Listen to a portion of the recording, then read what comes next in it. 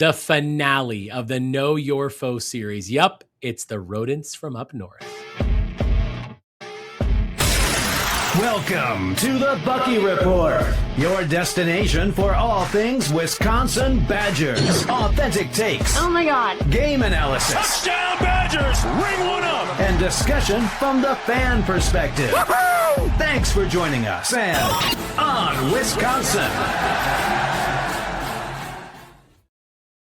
Welcome into the Bucky Report, part of the Believe Podcast Network. We are your hosts, Rajeev and Justin, back together for another midweek episode. Actually, the finale of our Know Your Foe series. Yep, Minnesota Golden Gophers, Justin. We've done 7 of these now. This is our last one. We had to leave the Axe game for last. We're going to talk about that. And of course, next week, by the way, now that our Know Your Foe series ends and game weeks begin, we're going to be doing our Badger Blueprint episodes, which are 3 big things that we will hit midweek every single week on Wednesdays, talking about the upcoming game, getting our game predictions. It's been a great countdown to kickoff. We've had fantastic content. Go back and watch our offensive preview, our defensive preview, our camp stock up, stock down, anything that you may have missed. Today is, of course, our Minnesota Know Your Foe, and we've got our season opener coming. We're heading to Green Bay, Titletown Brewing Company on Saturday, Stadium View on Sunday. Come hang out. Let's get a beer with us. And of course, this weekend, our final show before the season, which is our official season preview and predictions. We're going to drop in our interview here that we did from Curt. All right, Curt from the Sky U Pod is joining us to talk about, yes, that team from the north, the Minnesota Golden Gophers, the one all Badger fans love to hate. Curt, tell us first where people can find your work. Yeah, we're Sky U Pod. We're available on every podcast platform you can find. We're Sky U Pod 1 on Twitter or X, whatever you're calling it these days. And we're also on YouTube at Sky U Pod. So just mainly go for football content. We are all fans. It's from the fan perspective. I like to throw that out there so I can be a little bit more irrational in my hopes and aspirations for the season. But thanks for having me on. Yeah, same as us, also a fan-driven podcast. So yes, we also can be irrational. And that's why I'm going to say we're going to get the Axe back and win a bunch of games this year, but we'll see. One of the teams that's actually in the Big Ten we know who the quarterback is. Drake Lindsey's coming back. You've got a lot of returning people. Let's just kind of start with pulse of the fan base. Is everyone excited about this season? Obviously a pretty good season last year, and then year 10 of PJ Fleck, which we hate PJ Fleck, but I'm sure you like him. So what's the pulse of the Minnesota fan base heading into this season? Yeah, I would say it's as we're getting closer, especially, people are excited. You know, I think Vegas has our win total at about 6.5 wins, and I think the fans feel that's a little bit low. I love to shoot for the stars as well, but I'll admit that 8 wins most years for Minnesota is probably a good season. I will say, though, just with the consistency PJ's had, I think this is a year where people are hoping to get a little bit above that and maybe get closer to that 2019 season, but retain the Axe again, unlike that year. But I think fans are happy and excited for this upcoming season, but at the same time, hoping for a little bit more than what we've got the last 2 seasons. Yeah, definitely. Drake Lindsey certainly had a pretty good season last year. I'm assuming you have high expectations for him. Talk a little bit about the offense and how excited. I mean, how's that kind of shaping up with some maybe key additions or some people that you lost? Yeah, we got all of our main cast back outside of the tight end room. We did lose our top 3 tight ends, but Drake's got his 4 offensive linemen back from last year. Darius Taylor back in the backfield. That's always huge. As long as he stays healthy, he just adds a different element that we don't have elsewhere in that room. So our starters, we feel really good about. And then we added some guys in the receiver room. Mainly Noah Jennings is the one that's really popping off. He's a transfer from Cincinnati. I know PJ gets excited and a lot of fans like to kind of give him crap about that, but he's comparing Noah Jennings to Rashad Bateman. That's very high praise. Rashad Bateman went in the first round a few years ago in the NFL draft. But we're feeling good about the receiver room. They also have a couple freshmen, Hayden Moore, in that room as well. And then we're returning receiver number 2 and receiver number 3 from last year's team. So I think we're feeling good about the pass catchers. It's just, can we figure out the right side of the offensive line? I think that was this team's main struggle last year offensively was we feel really good about our left tackle, Nathan Roy, left guard, Greg Johnson, and then we have Ashton Beers back as a fifth-year center, and he's healthy after being dinged up. It's just, can that right side get solidified and get a little bit more push for us in the run game to help out Drake? Defensively, obviously, again, decent season. You're kind of up and down at times, but PJ Fleck's obviously been pretty high on, and that kind of intense defensive style. How's that group looking? What's the strength of your defense?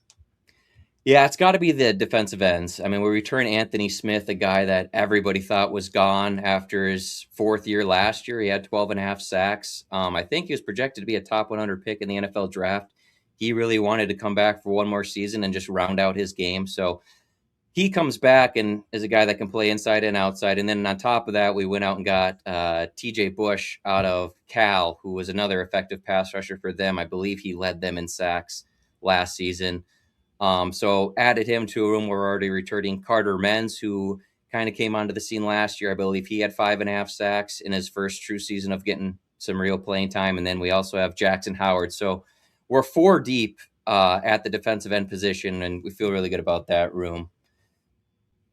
And from what I've read, defensive tackle might be a bit of an issue for you. Are you confident in Minnesota's ability to stop the run with the guys up front? Yeah, that's the big question. Losing both starting defensive tackles, and it's just the hardest to replace, I feel like, especially if you're not one of the top spenders or one of the top, blue bloods. It's interior defensive line is just so tough to come by. So that's the one nice thing about Anthony Smith's flexibility, is getting to move him inside if needed. But yeah, we lost our 2 starters. We do have a couple transfers. Nathan Crowder, is his name Nathan? I'll get used to all these new guys from the portal, but Crowder is from Marshall. He's like your stereotypical line him up over center and just run stopper. So we feel good about him. He's probably going to be out there in most, short yardage and 1st and 10 situations when we expect teams to run. Then we got guys like Chapman out of FIU, who's a little bit smaller body type to get after the passer a little bit. So they brought in 3 transfer D tackles, and they have 2 back that played sparingly last year.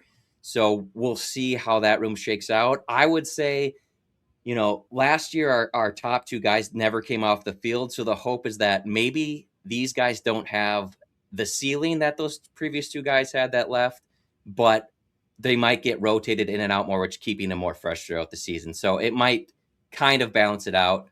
And really, we just need them to help plug up that middle and stop the run, because that's been an issue for this team last year. Yeah, I think it's Naquan Crowder is what I'm reading there. Naquan. Thank you. Yes. Interesting. Yeah, 330 pounds. He's a big dude. So that's nice. Yep. And the defensive backfield, I know you've got John Nestor, and you've added you got a guy from Michigan State as well. How's your secondary looking? How's that group? Yeah, it hurt at the start of the portal season losing Coy, right? Hometown kid. Had a really big impact his freshman year. Not the best year last year. He decided to move on. But the guys we do have back, we're really happy about. Kerry Brown is probably our best safety even last year on the team. He'll be back in that free safety role, just really a star at that level.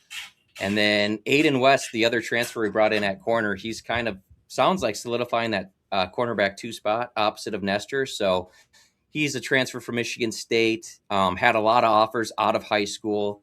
I know Ohio State and Michigan, I believe, offered him as well. It sounds like he's a more athletic, peer coverage guy, and getting compared to Eric Murray, who's had a long career in NFL. I know that's high praise, but I should say that's his projection, is the hope he gets there. We're not expecting that year 1 as he's a true sophomore, but feeling good about the cornerback room. I would say behind those 2, the depth gets a little questionable, so might not be the deepest corner room, but we do have a lot of bodies that we brought in that defensive back room via the portal. We got a Division II guy, Knutson, who had a couple picks in the spring game. I don't know how much you want to read into that, but I think he'll get rotated in. We also got Gooseby back as well at the other safety spot. So they got a lot of bodies that they like there. But we felt good about that room last year as well. And the pass coverage was just so up and down, and a lot of busted coverages. So I think the biggest question mark might be if we got the right coordinator in place there, but feeling pretty good about the guys in that room.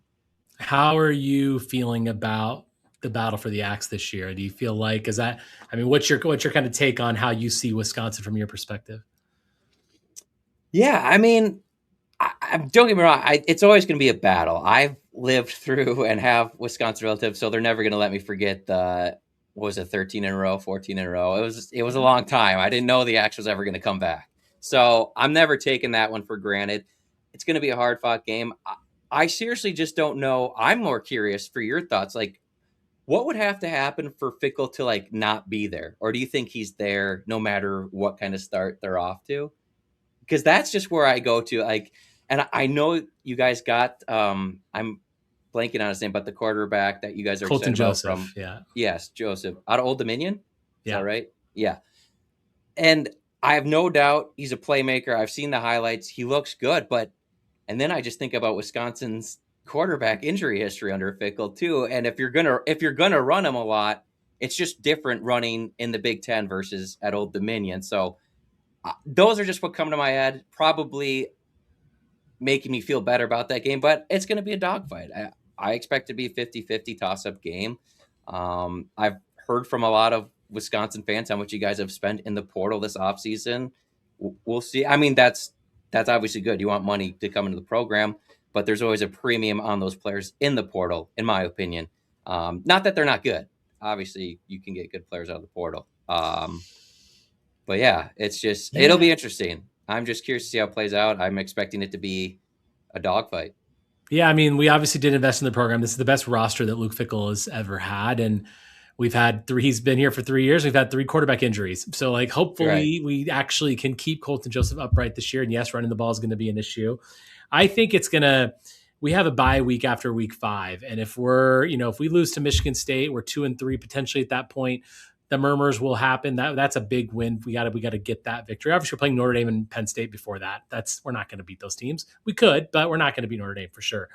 But I think ultimately these trophy games matter for us. I mean, obviously the Axe, having lost that last year again, it's brutal, and we got just trucked by Iowa last year. So he's got to do better in the rivalry games first and foremost.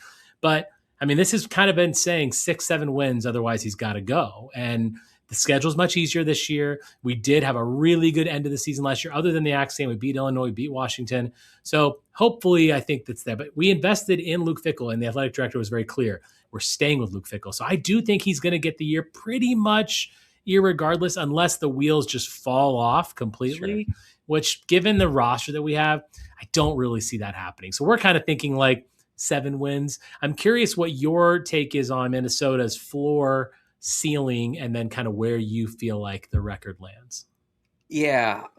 I always have a tough time predicting floor, because if injuries hit us like they could, I mean, if Drake Lindsay goes down, we're going to have some real problems to figure that out. But say most of the guys are relatively healthy most of the year, I have a tough time seeing us not getting to at least 6 wins. And I know we could hit 5 potentially, but I just think there's enough 50-50 games in there.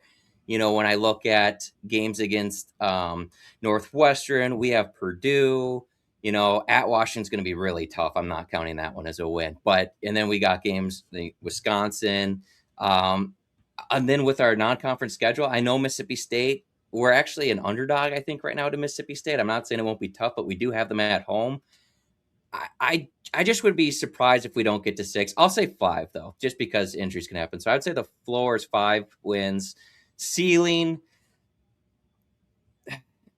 I'll go 9. Like, everything to break. I mean, we got Michigan, we got Indiana, we're at Washington, we haven't beaten Iowa. We beat them once in PJ's time here, and this is going to be his 10th year. So it's getting pretty depressing to see them on the schedule year in, year out. But yeah, so I'll say the ceiling, if everything goes right, is probably 9-3 this year. And my prediction. So we did do a prediction pod, and I had written down pre-show 7-5, but then talking about it with my guys, I got amped up enough to go 8-4. So that's kind of a cop out. I'll stick with the 8-4 prediction, a good year for the Gophers, but I think the smart money might be about 7-5 for this squad. Okay. Yeah, that's kind of what we're hoping for us too. 7-5, maybe 8-4. The schedule lines up pretty well for us, other than we've got Notre Dame, of course, which is a non-con. Yeah. Penn State, USC, and at Iowa. And of course, we host the Gophers. The other ones we should be able to get. So Sure. we'll see. But obviously, we take nothing for granted with Luke Fickell and everything that this program has been through. But obviously, from our perspective, we got to get back to beating Minnesota because nothing pleases us more and nothing causes us more strife than losing that axe to the, as I say, the rodents from up north. But, The feeling's mutual. It's okay. Yeah, I get it. I get it. Totally. Curt from the Sky U Pod, thanks so much for joining us. Appreciate you coming on the Bucky Report. Of course. Thanks for having me. Okay, thanks again to Curt. Justin, Minnesota, interesting team. PJ Fleck, we don't like him. We all know this. They bring back Drake Lindsay. They bring back Darius Taylor. They've got some key elements on offense. Not quite the line, though, but key elements on offense. Where's your head at about this Minnesota game right now? I think it's an interesting game. What I will say is I think there's a lot of press coming out about Lindsay and stuff like that. And I wasn't overly impressed with him in our game against him last year. I thought he was effectively a check down artist the whole game. I realized the weather wasn't great, but he really didn't take many shots downfield. And I don't know how much of that was him, how much of that was the lack of quality receivers, that they didn't have anybody that could separate. I feel more confident coming into this year, given the influx of depth and talent that we've had. I feel better about our cornerback room. I think that room is going to be much, much better than last year, especially athletically. And I feel far better about our defensive line in terms of what the overall depth is there and being able to go heavy and just making Minnesota very one-dimensional if need be. And if that's the case, I expect those linebackers to tee off. Yeah, I mean, it's hard to be excited about this game when you look at our defense. Just from the simple fact of we've got Post, we've got Catalano, we've got a much improved secondary, like you just touched on. Drake Lindsay's a good quarterback, and Minnesota is one of those teams that does return their starting quarterback. He had a really good freshman season. He's going to be above average, I think. But you're right. Ultimately, it's our defense that's going to be the difference maker here. He also Curt mentioned the right side of the offensive line as an issue. Well, that just means that guys like Fearbree or Clayton or whoever could potentially tee off there. And I think we're so confident in our overall defensive identity that we should be able to fluster them. And on the flip side of the ball, the issue, they according to, and we heard this from Curt, he loves the pass rush, but he says the defensive tackles are an issue. Now, they did get a couple good transfers in, but I mean, you're going to leave the defensive tackles that's going to be a problem. You know what Jeff Grimes is going to do, and that means Abu Sama right up the gut. We're going to do that. Now, they've got playmakers on their defense, but I would like to think that with a mobile quarterback, with playing against the defensive front, which, again, a lot of the defensive fronts in the conference are really good. This one is probably not. That's got to be one we can take advantage of. Not to mention, Justin, this game sits, of course, the very end of the season, as it always does. And it sits kind of after a string of poor opponents for us, where we could be potentially looking at a 3-game winning streak coming into this game. There's a lot of momentum here. And I think that, nothing about Minnesota scares me other than Drake Lindsay and Darius Taylor. However, we've got a pretty good defense. Mm-hmm.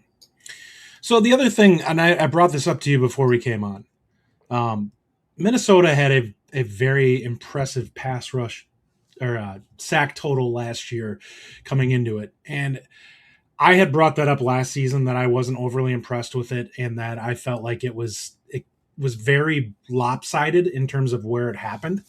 And as I brought up to you, the bulk of their sack totals in the Big Ten were against Michigan State, Rutgers, and Nebraska. And in the other 6 games in the Big Ten, they had a total of 5 sacks in 6 games. So while they teed off on a couple of bad teams in the Big Ten, Nebraska, I mean, we can parse words there. They probably don't deserve bad, but they had some injuries that definitely didn't help them. they are very inconsistent as a pass rushing team. And because of that, if the offensive line and by this point, I think actually will probably have grown together quite a bit. Mhm. I feel pretty good about going into a game like this. I'm not saying that we're going to get a shutout because I definitely don't think that will be the case. But I think you have an extremely mobile quarterback. And I think you have an offensive line that I think by that point in the season should hopefully have gelled and be pretty darn good. And I'm not sure I trust that their defensive line is going to be world beaters. I think they'll be solid, but I don't have this fear in my head that they're going to come out there and suddenly have 5 sacks against us. They might get 1 or 2. You just have to hope it's not in a big moment in the game where it's it costs you points. How many times did they sack us last year? Do you know? One time. One time. Okay. And you're right about the fact that we have a mobile quarterback now. So if they're going to be inconsistent with their pass rush, and I will give you credit, you did say this last year. You brought this up even before the Minnesota game. You're like, I'm not worried about their pass rush, and that's fair. And you've definitely been right about that.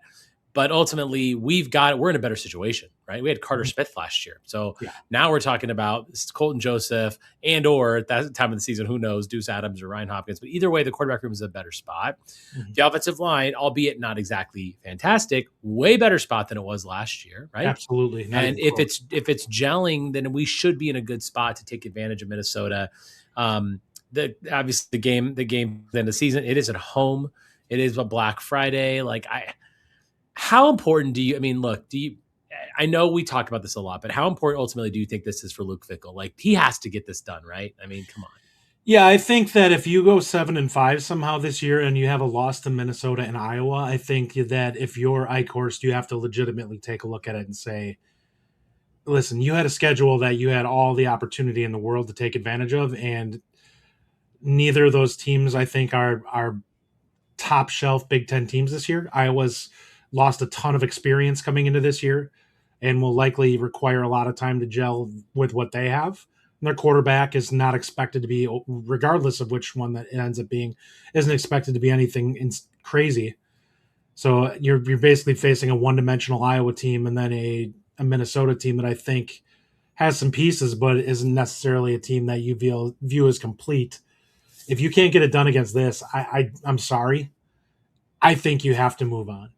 Because I don't think either one of those teams this year is a team that you have to look at and be like, if you have a good roster, you should be comfortable losing these games to. I think I disagree a little bit on Iowa. I think Iowa's going to be pretty good, but either way, it's on the road, which I'm never going to give crap to a coach that can't win at Kinnick Stadium when the best teams in the country can't win there. A lot of times that's a thing, man. It does matter. So what I'll say is you've used up your passes. Okay. And that's how I look at it. I'm sorry, you dug this hole for yourself. Now you have to go out there and win some of these games. Losing it, you don't get to play it was an away game or whatever anymore at this point in time. You have put yourself in this situation where in another year you probably would have gotten the pass.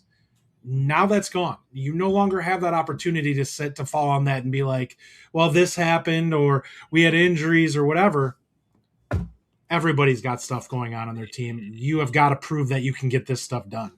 Yeah, and ultimately, I think the Iowa game is going to be difficult, and it ultimately how we play in it matters too. Because we can't get thumped again. But Minnesota, that to me is a line that we can't lose the axe again.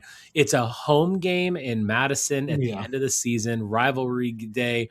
It's at the end of his 4th season as head coach. Come on, man. You need to get this axe back. It's been gone for 2 years now. I want to be able to put that up in my background at my home office. And I just want to make for a Merry that. Christmas. Yeah. Just celebrate that a little bit. Yeah. I've got an axe ornament that I only put on my tree after we win too. So there's that. I want to have that too. But I think ultimately that's a game we have to win. And I know when you look at the schedule and you can say, okay, and listen, we're going to parse this all up. We're going to do a full schedule breakdown on Sunday's show where we're going to talk about every game and make our final predictions.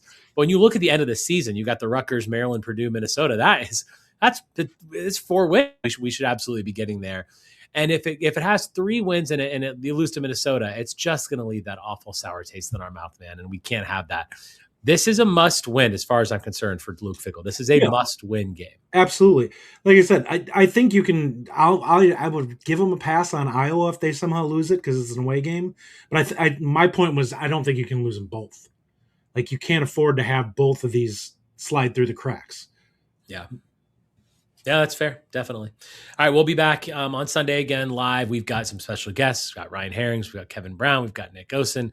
We'll be kind of bringing those guys on. We're going to do our full predictions, all kinds of stuff, superlatives, all kinds of fun stuff to really be ready for kickoff. Thanks for joining us. And as always, on Wisconsin. On Wisconsin.